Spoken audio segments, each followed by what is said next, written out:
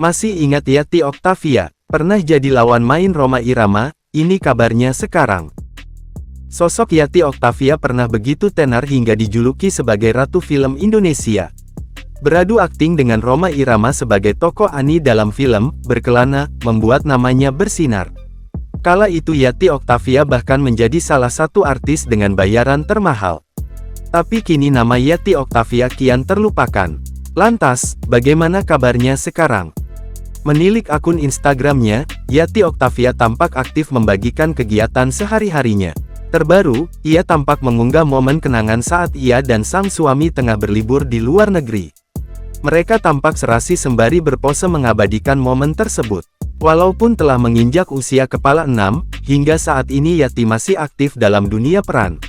Kini, ia tampil dalam sinetron berjudul Bidadari Surgamu yang tayang di SCTV. Diberitakan sebelumnya, Yati Octavia adalah aktris senior tanah air yang melambung di tahun 1980-an. Yati Octavia lahir di Jakarta pada tanggal 20 Oktober tahun 1954, saat artikel ini ditulis, usia Yati adalah 68 tahun.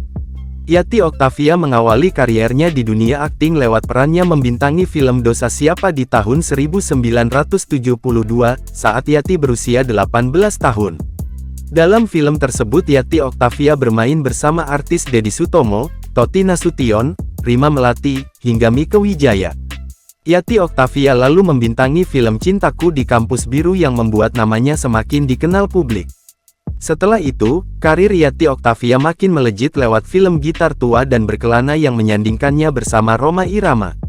Beberapa judul yang diperankan Yati dan Rhoma Irama kian melambungkan nama keduanya di dunia hiburan. Sebut saja seperti judul film Penasaran, 1976, Gitar Tua, 1977, Begadang, 1978, Berkelana 1 dan 2, 1978, dan Kemilau Cinta di Langit Jingga, 1985. Perannya dengan Rhoma Irama membuat Yati menjadi idola remaja baru di eranya, mereka digadang-gadang sebagai pasangan yang serasi.